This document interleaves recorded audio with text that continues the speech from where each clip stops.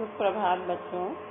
कल मैंने आप लोगों को हिंदी प्रश्न पत्र का ब्लूप्रिंट बताया था और उसी के अंतर्गत मैंने MCQ अर्थात बहुविकल्पीय प्रश्नों के बारे में बताया था। उसके बाद रिक्त स्थानों की पूर्ति किस प्रकार से करनी है यह बताया था। आज बच्चों मैं उसी ब्लूप्रिंट के अंतर्गत प्रश्न संख्या 3 है, जोड़े बनाओ या मैचिंग, तो उसके बारे में समझा रही हूँ। तो प्रश्न 3 है, जैसे उसमें उदाहरण के लिए मैंने ये दे रखा है, निम्नलिखित भाषाओं और उनकी लिपियों के जोड़े बनाओ।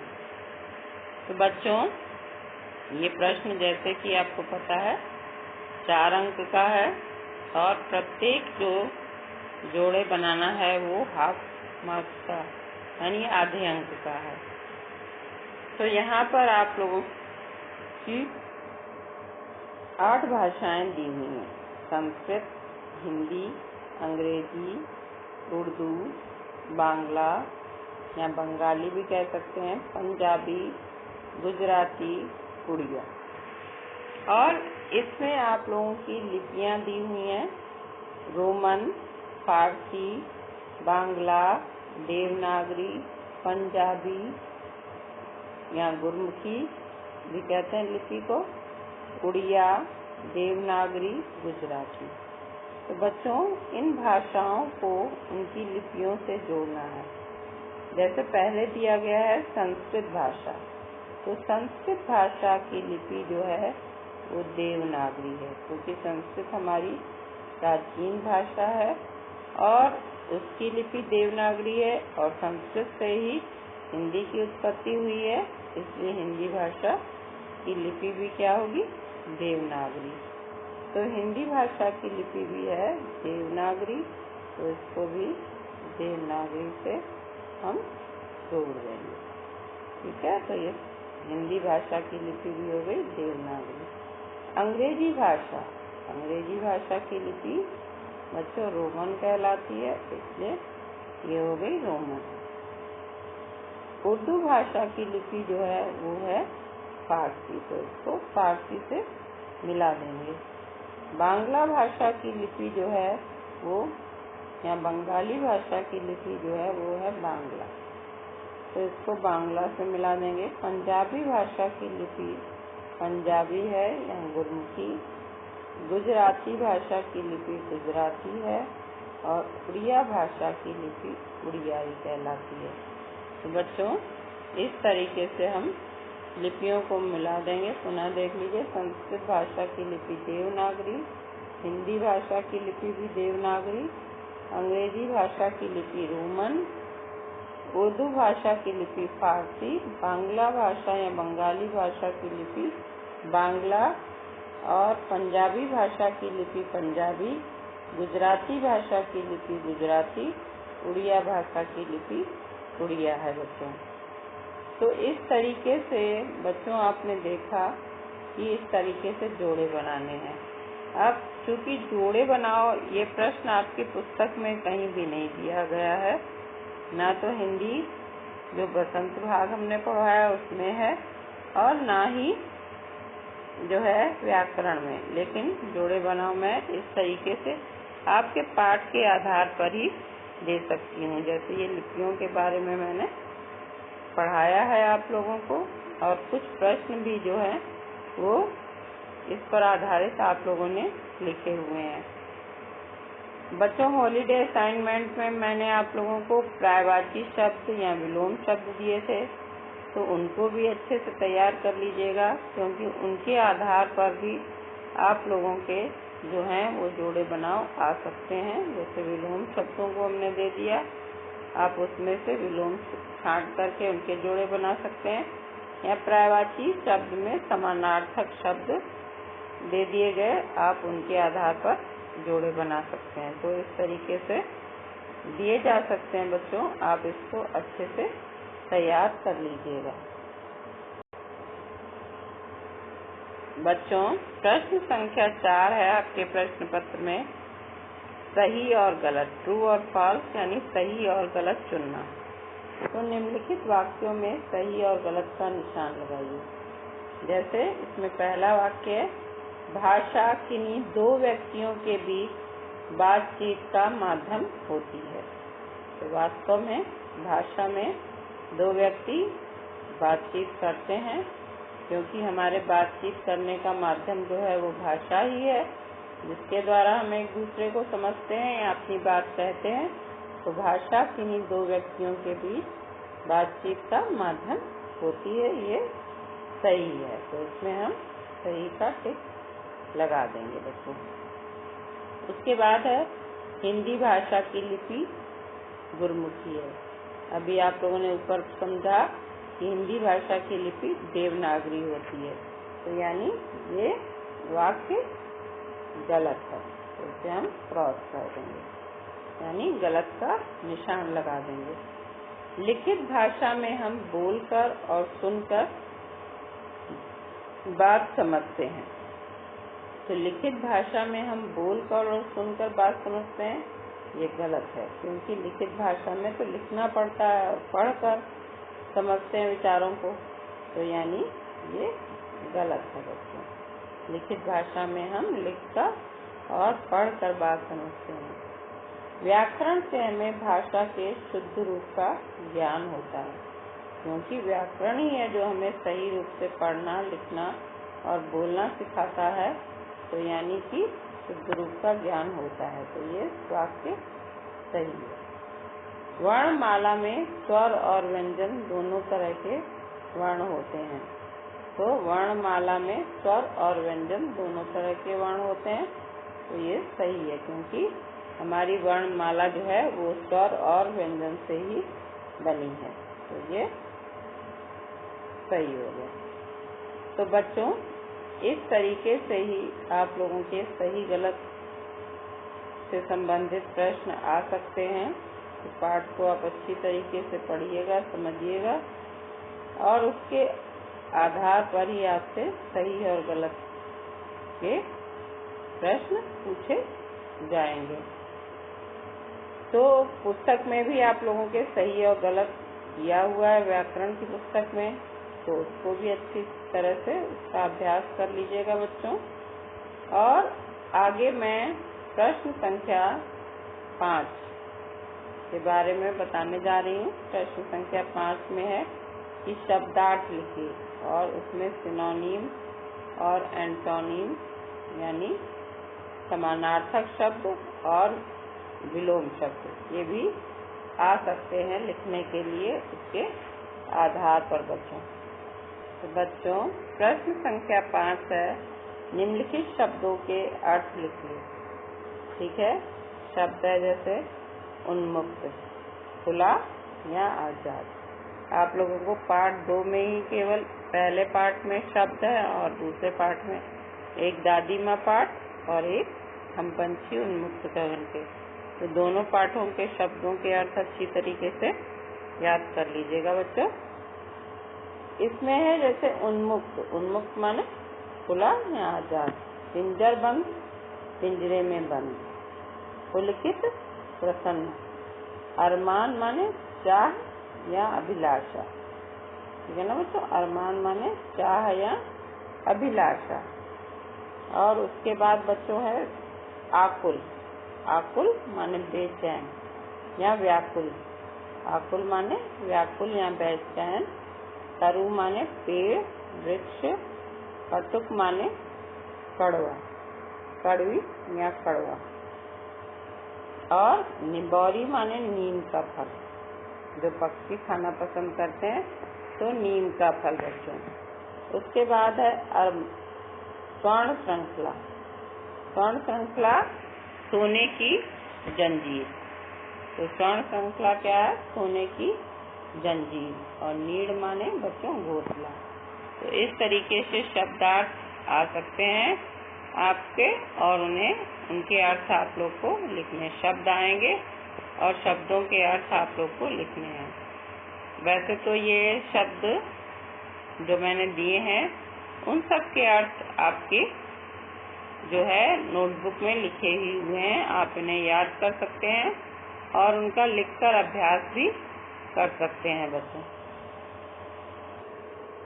एक बार पुनः बच्चों देख लीजिए इन शब्दों के अर्थ। उन्मुक्त, खुला या आजाद, पिंजरबंद, पिंजरे में बंद, पुलकित, प्रसन्न, अरमान, चाह या अभिलाषा, आकुल माने व्याकुल या बेचैन, तरु माने वृक्ष या पेड़, कटुक माने कड़वी और निबौरी माने नीम का फल, और स्वर्ण श्रृंखला माने सोने की जंजीर, नीड़ माने हो गया बच्चों आपका घोंसला। तो बच्चों आप इन शब्दों के अर्थ लिखकर भी याद कर सकते हैं और याद करके अपने अभ्यास के लिए आप लोग इसको जो है अपने रफ कॉपी में लिख भी सकते हैं। इससे आपको सही शब्द लिखने का अभ्यास हो जाएगा। उसके बाद बच्चों प्रश्न संख्या जो है आप लोगों की 6। प्रश्न संख्या 6 जो है वो है अपठित गद्यांश। अपठित गद्यांश के बारे में मैं आप लोगों को बता चुकी हूँ पहले भी, अंतिम पैसेज है। तो आप लोगों को मैंने पहले जो है पुनर्अभ्यास में ये समझाया था। यदि मुझे समय हुआ तो मैं पुनः अपठित से संबंधित पुनर्अभ्यास करवा दूंगी। वैसे मैं हॉलीडे से पहले आप लोगों को अपठित में पुनर्अभ्यास करवा चुकी हूँ। कोई भी पैराग्राफ आएगा उसे आप 2-3 बार अच्छी तरीके से पढ़िएगा, फिर उसमें नीचे दिए गए प्रश्नों के उत्तर जो है लिखने का अभ्यास करिएगा, लिखिएगा, उन प्रश्नों के उत्तर लिखिएगा। फिर है 7वां जो आपका प्रश्न है, निम्नलिखित प्रश्नों के अति संक्षिप्त उत्तर लिखिए। ये आप लोगों के 5 आएंगे और ये 2.5 मार्क्स के होंगे, और शब्दार्थ भी आप लोगों के 5 ही आएंगे और ये 2.5 मार्क्स के होंगे।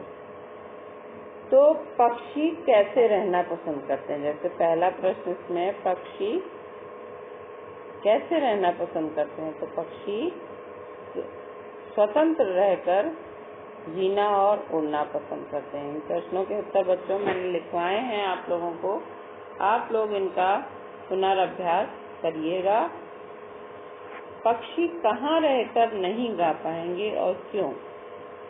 पक्षी कहाँ रहकर नहीं गा पाएंगे और क्यों?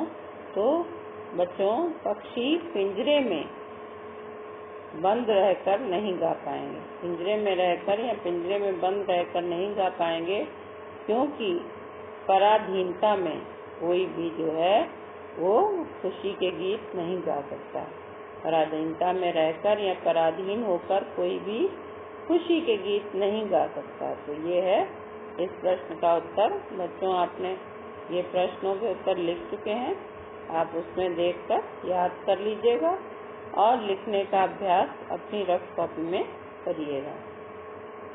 पक्षी सपनों में क्या देख रहे हैं? पक्षी सपनों में क्या देख रहे हैं? तो पक्षी सपनों में देख रहे हैं कि जो वृक्ष की फुनगी है, यानी वृक्ष का जो ऊपरी हिस्सा है, जो कोमल भाग है, उस पर वो क्या करना, अपने को झूलते हुए देख रहे हैं। वृक्ष की फुनगी पर अपने को झूलते हुए देख रहे हैं, ये अपने सपनों में देख रहे हैं। तो पक्षी सपनों में वृक्ष की फुनगी पर अपने को झूलते हुए देख रहे हैं। पिंजरे में बंद होकर पक्षी क्या भूल गए हैं? तो पिंजरे में जो बंद होकर पक्षी क्या भूल गए हैं? अपनी गति और उड़ान। क्योंकि पिंजरे में जो रहने पर उनके पंखों की जो उड़ने की शक्ति है वो खो चुकी है। तो पिंजरे में बंद होकर पक्षी जो है अपनी गति और उड़ान भूल गए हैं, क्योंकि पिंजरे में बंद रहकर वो अपने पंखों की उड़ने की शक्ति को खो चुके हैं। दादी माँ कहानी के लेखक कौन है? तो दादी माँ कहानी के लेखक बच्चों कौन है? शिव प्रसाद सिंह। दादी माँ कहानी के लेखक जो हैं वो शिव प्रसाद सिंह हैं। लेखक को दादी माँ कैसी लगी? लेखक को दादी माँ कैसी लगी? तो ये बच्चों लेखक को दादी माँ शाप भ्रष्ट देवी जैसी लगी, जो शाप से मुक्त हो चुकी हैं, तो शाप भ्रष्ट देवी जैसी लगी। लेखक के भाई का क्या नाम है? जो हमने दादी माँ कहानी पढ़ी उसमें लेखक के भाई का क्या नाम बताया गया? किशन। तो लेखक के भाई का नाम किशन है। बुखार आने पर दादी माँ लेखक को क्या खाने को देती थी? बुखार आने पर दादी माँ लेखक को क्या खाने को देती थी? नींबू और साबूदाना, क्योंकि बुखार आने पर हम हल्का भोजन करते हैं, तो बुखार आने पर दादी माँ लेखक को नींबू और साबूदाना खाने को देती थी। तो बच्चों, इस तरीके से और भी जो अति संक्षिप्त प्रश्न उत्तर या एक शब्द में उत्तर आएगा तो आप लिखेंगे। ये भी आपका जो है हाफ मार्क्स का ही आएगा और इसमें 5 क्वेश्चन होंगे। तो पक्षी कैसे रहना पसंद करते हैं? पक्षी स्वतंत्र रहकर जीना और उड़ना पसंद करते हैं। पक्षी कहाँ रहकर नहीं गा पाएंगे? पक्षी पिंजरे में रहकर या बंद रहकर नहीं गा पाएंगे, क्योंकि पराधीन होकर कोई खुशी के गीत नहीं गा सकता है। पक्षी सपनों में क्या देख रहे हैं? तो पक्षी सपनों में वृक्ष की कुंजी पर अपने को झूलते हुए देख रहे हैं। पिंजरे में बंद होकर पक्षी क्या भूल गए हैं?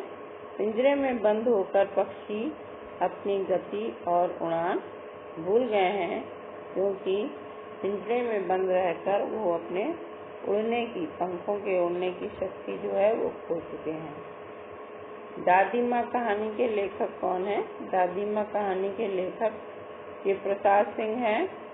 लेखक को दादी माँ कैसी लगी? लेखक को दादी माँ शाप भ्रष्ट देवी जैसी लगी। लेखक के भाई का क्या नाम है? लेखक के भाई का नाम किशन है। बुखार आने पर दादी माँ लेखक को क्या खाने को देती थी? बुखार आने पर दादी माँ लेखक को साबूदाना और नींबू खाने को देती थी। तो बच्चों, वेरी शॉर्ट क्वेश्चन के बाद आएंगे आपके शॉर्ट क्वेश्चन आंसर।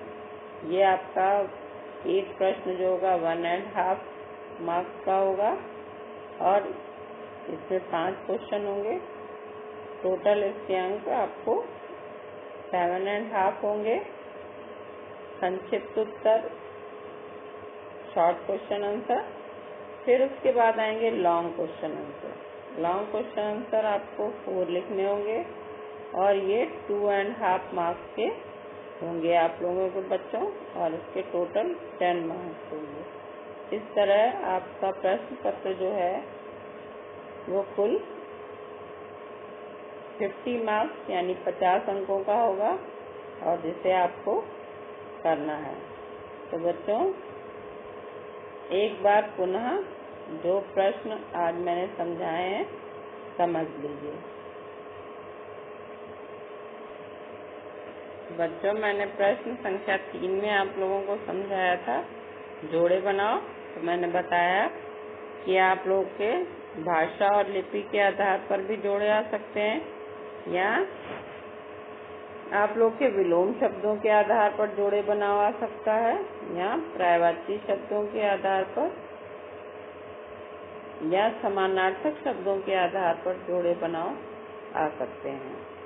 तो हमने भाषा और लिपि के आधार पर बताया है। जैसे संस्कृत भाषा की लिपि जो है वो देवनागरी है, तो उसको देवनागरी से जोड़ देंगे।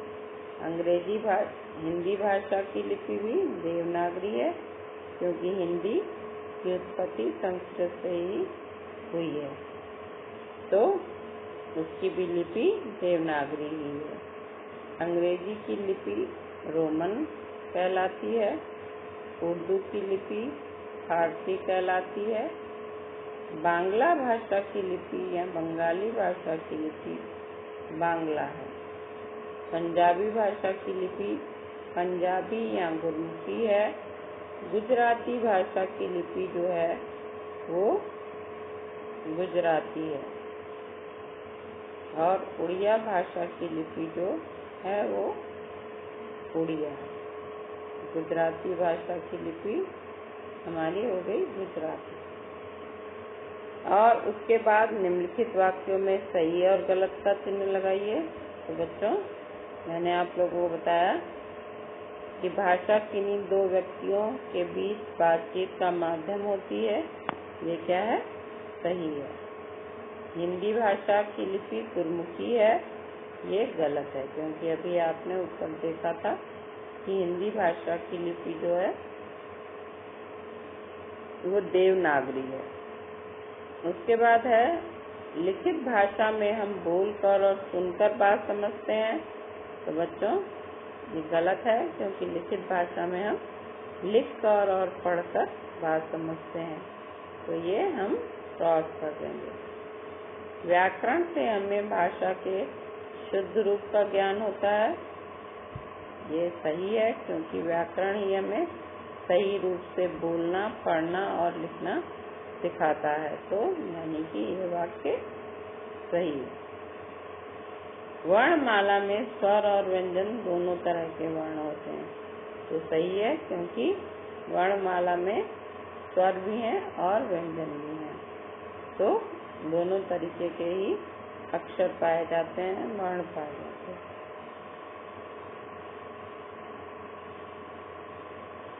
बच्चों, ये सही है।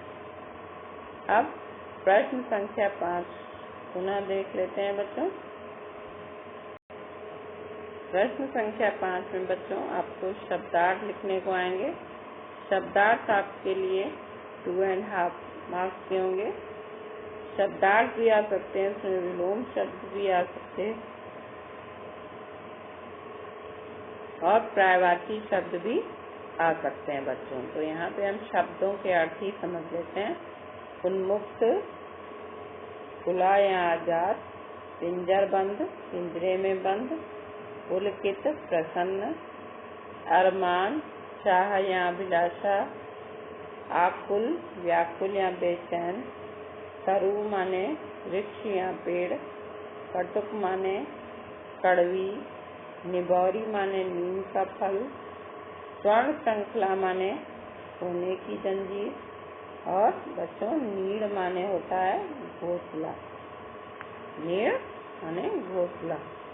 तो ये हैं आपके शब्दों के अर्थ बच्चों। उसके बाद आप प्रश्नों के उत्तर, संक्षिप्त उत्तर पुनः देख लीजिए बच्चों। प्रश्न संख्या 6 अपठित गद्यांश को मैं आप लोग को पहले ही समझा चुकी हूँ। निम्नलिखित प्रश्नों के अति संक्षिप्त उत्तर दीजिए या 1-2 शब्द में उत्तर दीजिए। इस तरीके से भी प्रश्न पूछा जा सकता है। तो पक्षी कैसे रहना पसंद करते हैं? पक्षी स्वतंत्र रहकर जीना और उड़ना पसंद करते हैं। पक्षी कहाँ रहकर नहीं गा पाएंगे और क्यों? पक्षी पिंजरे में बंद रहकर नहीं गा पाएंगे, क्योंकि पराधीन होकर कोई भी खुशी के गीत नहीं गा सकता है। पक्षी सपनों में क्या देख रहे हैं? पक्षी सपनों में सर्प की फुनगी पर अपने को झूलते हुए देख रहे हैं या वृक्ष की फुनगी पर अपने को झूलते हुए देख रहे हैं। उसके बाद बच्चों है प्रश्न संख्या 4, पिंजरे में बंद होकर पक्षी क्या भूल गए हैं? तो पिंजरे में बंद होकर पक्षी जो हैं वो स्वतंत्र रूप से उड़ना भूल गए हैं या अपनी गति और उड़ान भूल गए हैं, क्योंकि वे अपने पंखों के उड़ने की शक्ति को खो चुके हैं। दादी माँ कहानी के लेखक कौन है? दादी माँ कहानी के लेखक जो हैं वो शिव प्रसाद सिंह हैं। लेखक को दादी माँ कैसी लगी? लेखक को दादी माँ काव्य भ्रष्ट देवी जैसी लगी। लेखक के भाई का नाम क्या है? लेखक के भाई का क्या नाम है? तो लेखक के भाई का नाम बच्चों किशन है। और बुखार आने पर दादी माँ लेखक को क्या खाने को देती थी? तो बुखार आने पर दादी माँ लेखक को नींबू और साबूदाना खाने को देती थी। तो ये था बच्चों आपके प्रश्न पत्र में आने वाले प्रश्न संख्या 3, 4, 5 और 7, और हमने 8 और 9 के बारे में आप लोगों को बता ही दिया। शॉर्ट क्वेश्चन आंसर और लॉन्ग क्वेश्चन आंसर आएंगे जो इसके बाद 8 और 9, उन्हें आप जो भी प्रश्न आपको लिखवाए गए हैं, जो भी लेसन सिलेबस में आने वाले हैं, उन प्रश्नों को आप अच्छी तरीके से याद कर लीजिएगा और अच्छे से अपने आने वाले एग्ज़ाम के लिए तैयारी कर लीजिए बच्चों। फिर भी प्रश्नों को समझने में, प्रश्न पत्र को समझने में कोई भी परेशानी आपको आती है तो आप मुझसे पूछ सकते हैं बच्चों। धन्यवाद।